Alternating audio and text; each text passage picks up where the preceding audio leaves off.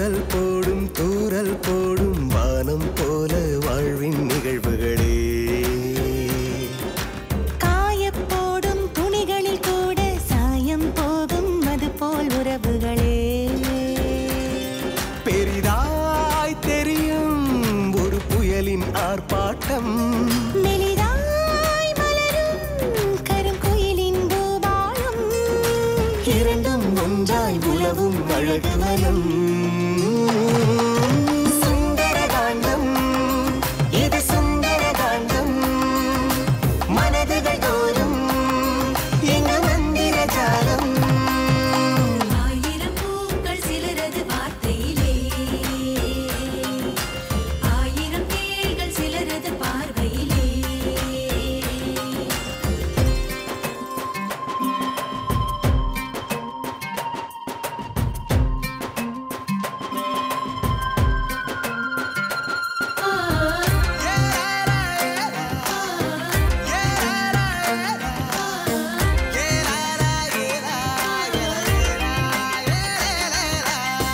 தூளியாடும் நாள் தொடங்கி தாலி சேரும் நாள் வரைக்கும் அன்பு தேடி போகிறோம் சிலராலே.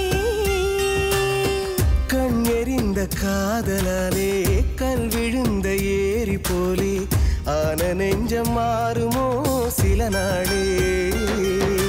முகமெல்லாம் குறுநகை, அகமெல்லாம் பெரும் பகை. காய்களை நகர்த்தினால் சரியுமோ பெரும் படை.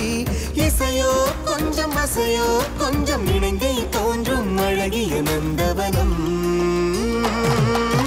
சுந்தரகாண்டம், இது சுந்தரகாண்டம். மனதுகள் தோறும் எங்க மந்திர ஜாலம். ஆயிரம் பூக்கள் சிலரது வார்த்தையிலே, ஆயிரம் தேள்கள் சிலரது பார்வையிலே.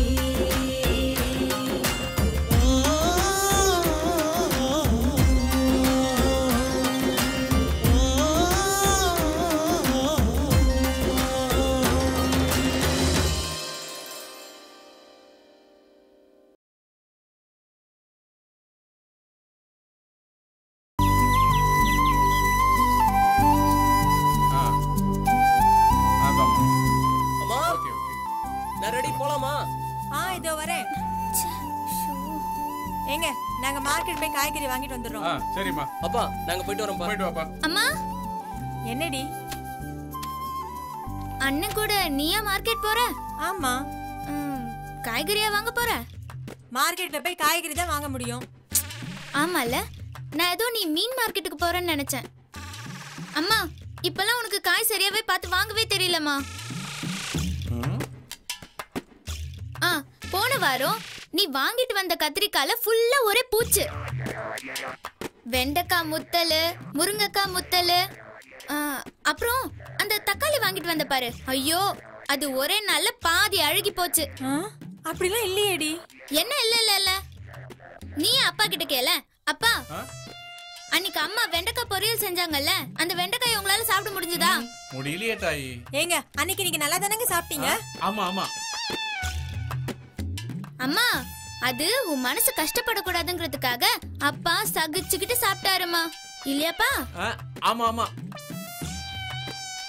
அண்ணா நீயே சொல்லுன, பூச்சில இருக்கிற புரோட்டீன் எல்லாம் கட் பண்ணிட்டு கத்திரிக்காய் டிசைன் டிசைனா அம்மா சாம்பார்ல போட்டு வச்சிருந்தாங்கல்ல.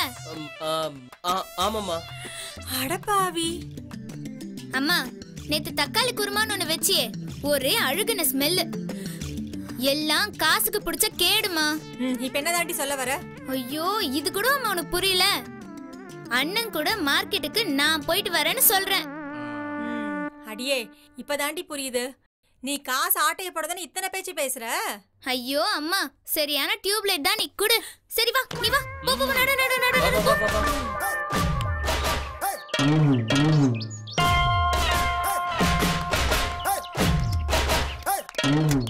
ஏறு ஏறு. ஓகேவா? போலாம்.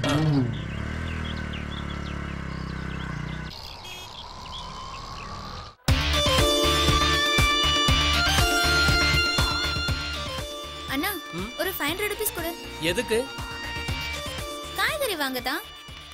ஏய் நீ என்ன மார்க்கெட்டே விலை பேச போறியா என்ன? அண்ணா நீ எந்த காலத்துல இருக்க? இன்னைக்கு எல்லாம் 500 ரூபாயே 50 ரூபாய்க்கு சமம். அப்படியா? கமிஷன் அடிக்கணும்னு முடிவு பண்ணிட்ட. என்ன சொன்ன? ஒண்ணு இல்ல தாயி. இந்தா நீ கேட்ட 500 ரூபாய். சரி சரி, நீ ஒன்னும் என் கூட கஷ்டப்பட்டு வரணும்னு அவசியம் இல்ல. இங்க நல்ல ஃபிகர்ஸ் நிறைய பேர் வருவாங்க. வேணும்னா நீ அவங்கள போய் வேடிக்கை பார்த்துட்டு இருக்கலாம். ஏய் என்ன பேச்சு பேசுற? ஐயோ நல்ல பையன்தான்ப்பா நீ, வா.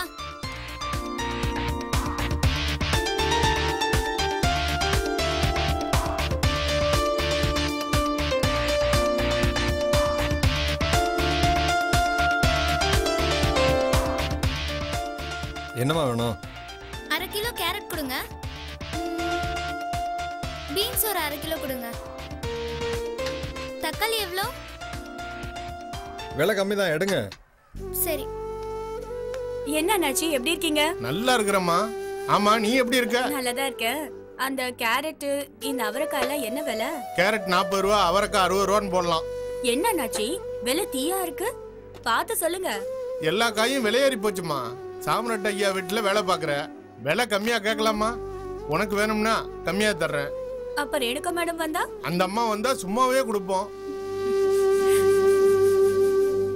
கொஞ்சம் சீக்கிரம் வாங்கு. இப்ப என்ன அவசரம் உனக்கு? இரு. இந்த கேப்சிகம் ஒரு 100 இல்ல 200 போடுங்க. அண்ணா கொஞ்சம் வேகமா போடுங்க.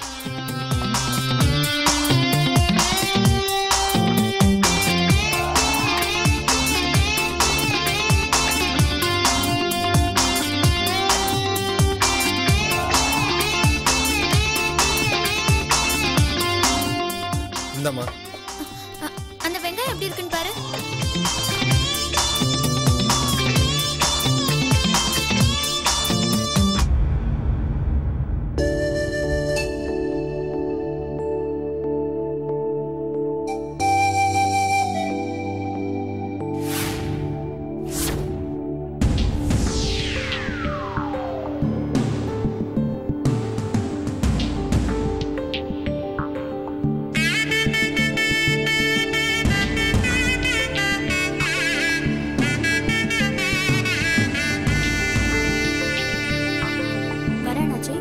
கவிதா ஒரு நிமிஷம் இரு, வர. எங்க போற? ஒரு நிமிஷம் இரு. அண்ணே அண்ணே நில்லுண்ணே. சக்தி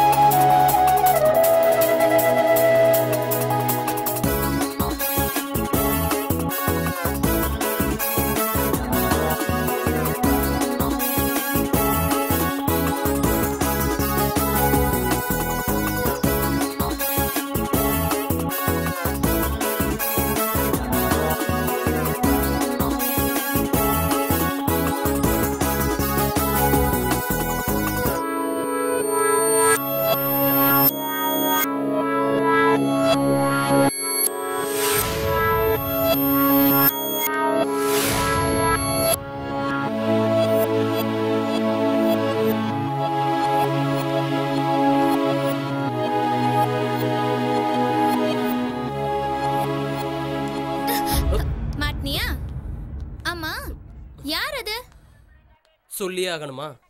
நாங்கெல்லாம் ரொம்ப டீசென்ட். பர்சனல் மேட்டர்னா ஒன்னும் சொல்ல வேண்டாம், எனக்கு தேவையில்ல. காய்கறி வாங்கிட்டியா? அப்போ வா போலாம்.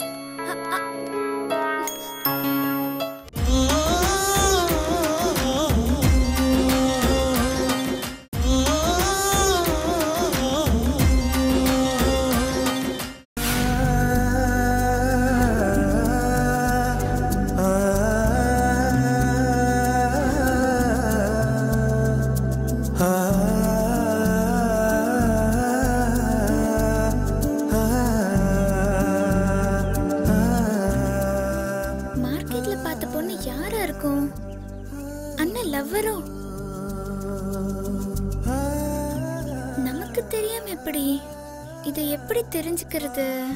அண்ணன்கிட்டயே கேட்டுடலாம். அண்ணே,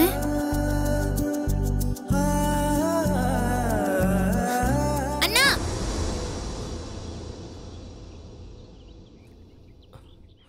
என்ன என்ன ஃபிளாஷ்பேக்கா? என்ன ஃபிளாஷ்பேக்கா? நான் கொஞ்சம் டீசென்ட் தான்ப்பா. பொதுவா அடுத்தவங்களோட பர்சனல் மேட்டர்ஸ்ல இன்டர்ஃபியர் ஆக மாட்டேன். ஆனா நீ அண்ணன் தானே, பரவாயில்ல சொல்லு. என்னத்த சொல்ற? மார்க்கெட்ல ஒருத்திய பார்த்த உடனே பின்னாடியே ஓடுனியே, யார் அது? சக்தி. அதான் பேரு தெரியுமே. யாரு? உன் லவ்வரா? பின்ன அவ என்னோட பெஸ்ட் ஃப்ரெண்ட். ஏய், இதென்ன வேணாங்கிறது? எனக்கு தெரியாம உனக்கு ஃப்ரெண்டா? ஏய், உனக்கு தெரியாதமா? அப்ப நீ வேற ஸ்கூல்ல படிச்சிட்டு இருந்த. ஓ, ஸ்கூல் மேட்டா? ம். இருந்தாலும் இப்பலாம் எல்லாரும் ஸ்கூல்ல லவ் பண்றாங்களே. இங்க பாரு, பெஸ்ட் ஃப்ரெண்ட்னு சொல்றேன்ல. வெறும் ஃப்ரெண்ட் தானா? +1 +2ல நானும் அவளும் ஒண்ணா படிச்சோம். அப்புறம் எனக்கு அவளுக்கு எப்பவுமே போட்டி தான். +2ல குவார்டர்லி எக்ஸாம்ல அவ அதிகமா மார்க் எடுத்துட்டா. ஹாஃப் இயர்லியில் அவளை பீட் பண்ணணும்னு நான் ரொம்ப ஸ்ட்ரெயின் பண்ணி படித்தேன். பேப்பர்ஸ் கொடுக்குற அன்னைக்கு என்னோட ஃப்ரெண்ட்ஸும் அவளோட ஃப்ரெண்ட்ஸும் ஒரு பெட் கட்டினாங்க. எங்க 2 பேர்ல யார் கம்மி மார்க் எடுக்கிறோமோ அவங்களும் அவங்க ஃப்ரெண்ட்ஸும் அன்னைக்கு கொண்டு வந்த சாப்பாடை கொடுத்துடணும். ஹாஃப் இயர்லியில் அவளை நான் பீட் பண்ணிட்டேன். எல்லாரும் கொண்டு வந்த சாப்பாடை கொடுத்துட்டாங்க. ஆனா சக்தி மட்டும் கொடுக்கல. நான் புடிவாதமா அவ டிஃபன் பாக்ஸை பிடிச்சி இழுத்தேன். அந்த ஸ்ட்ரகிள்ல அவ பாக்ஸ் தவறி கீழே விழுந்துருச்சு. அதை பார்த்துட்டு என்னோட ஃப்ரெண்ட்ஸும் அவ ஃப்ரெண்ட்ஸும் ரொம்ப கேலி பண்ணி சிரிச்சாங்க. ஏன்னா அவ டிஃபன் பாக்ஸ்ல இருந்து கொட்டினது பழைய சோறும் ஊறுகாயும். சக்தி ரொம்ப அவமானமா ஃபீல் பண்ணி அங்க இருந்து ஓடிட்டா. எனக்கு ரொம்ப சங்கடமா போச்சு. மறுநாள் நோட்டீஸ் போர்டில் நான் சக்தியை டீஸ் பண்ணி எழுதியிருந்ததை பார்த்து HM என்னை கூப்பிட்டு பனிஷ் பண்ணி வார்ன் பண்ணி அனுப்புனாரு. இதுல டென்ஷன் ஆன என்னோட ஃப்ரெண்ட்ஸும் அவ ஃப்ரெண்ட்ஸும் சக்தி மேல கோச்சுக்கிட்டாங்க, சண்டை போட்டாங்க. ஆனா நோட்டீஸ் போர்டில் நான் எழுதலைன்னு சத்தியம் பண்ணேன். அதை யாரும் நம்பல. அப்புறம் நோட்டீஸ் போர்டில் எழுதுனது நான் தாங்கிற உண்மையை சொன்னேன். எல்லாரும் ஷாக் ஆயிட்டாங்க. சக்தியை சங்கடப்படுத்தினதுக்கு எனக்கு நானே கொடுத்துக்கிட்ட தண்டனைன்னு சொன்னேன்.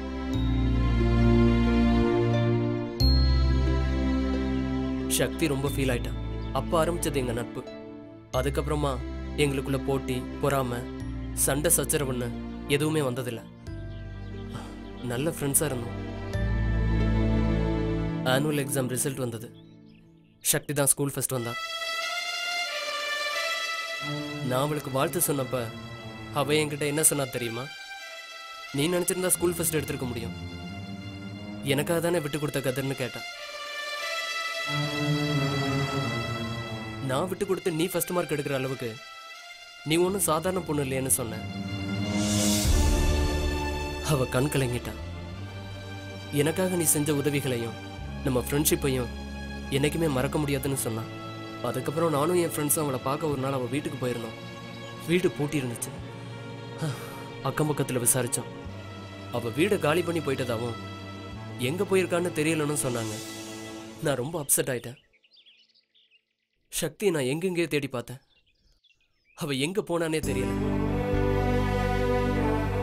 எத்தனை வருஷத்துக்கு அப்புறமா சக்தியை நான் இன்னைக்கு தான் மார்க்கெட்டில் பார்த்தேன். அன்னைக்கு எப்படியோ அதே மாதிரி இன்னைக்கும் சக்தி மாயமா மறைஞ்சிட்டான். இனி மறுபடியும் சக்தியை எங்க பார்ப்பேன், எப்படி பார்ப்பேன்னே தெரியல.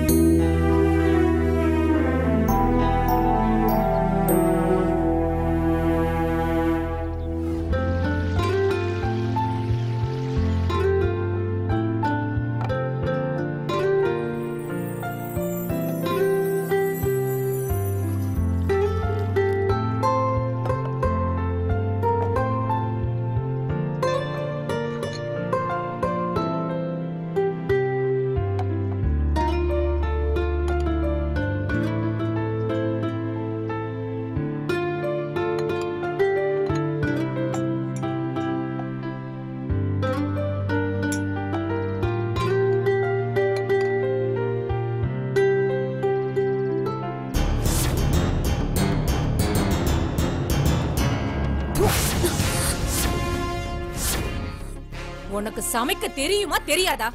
மேடம். எடுத்து கொஞ்சம் வாயில வச்சு பாரு. நீ சமைச்ச லட்சணம் என்னன்னு தெரியும். இல்ல மேடம். கொஞ்சம் எடுத்து வாயில வச்சு பாரு.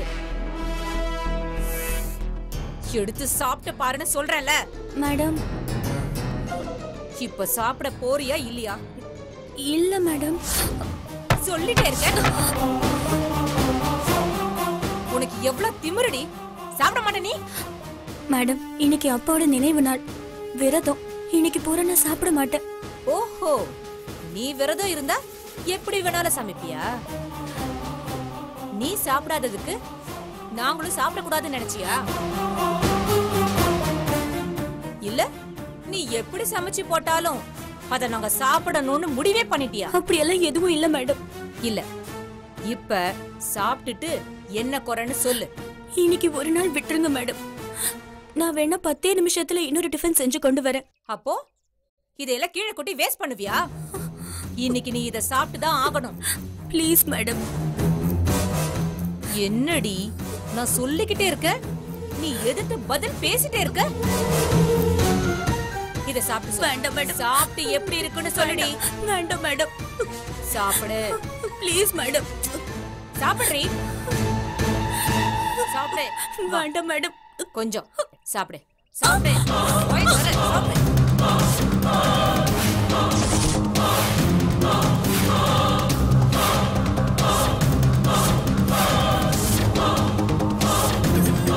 Stop it, mommy.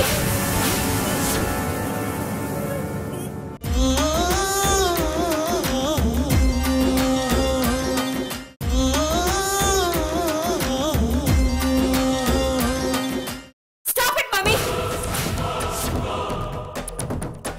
என்ன காட்டு பரடித்தனமா இருக்கு? சக்தியை ஃபர்ஸ்ட் விடுங்க. அருணா, நீ உன் ரூமுக்கு போ. இதையெல்லாம் வளர விடக்கூடாது. இப்ப அவளை விட போறீங்களா இல்லையா? வேலைக்காரங்க என்ன ஆடா மாடா? அவங்களும் நம்மள மாதிரி மனுஷங்க தானே. ஏன் சின்ன விஷயத்தை பெருசு படுத்தி அப்படி பாடப்படுத்துறீங்க எல்லாரையும்? Shut up Aruna. வேலைக்காரங்க முன்னாடி எதிர்த்து பேசி அசிங்கப்படுத்துறியா? என் விஷயத்துல நீ தலையிடாத. நீ ஒரு ரூமுக்கு போ.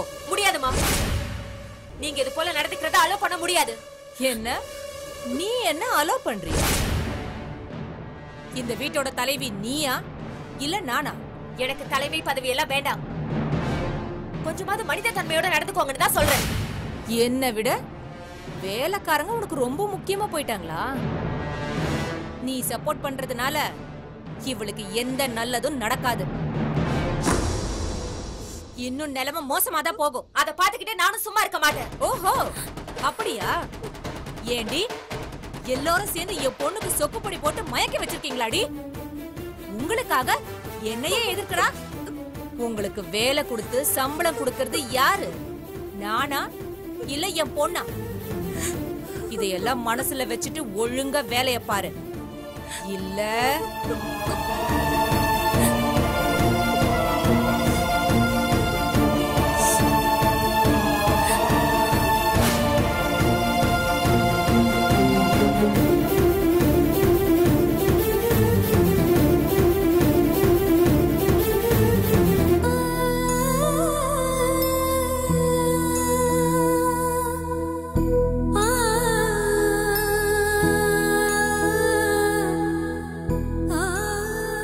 சாரி சக்தி. ஐயோ, நீங்க எதுக்குமா என்கிட்ட சாரி சொல்லிக்கிட்டு? நீங்க எதுக்குமா அம்மா கூட சண்டை போடுறீங்க? என்னால உங்க 2 பேருக்கும் சண்டை வரக்கூடாது.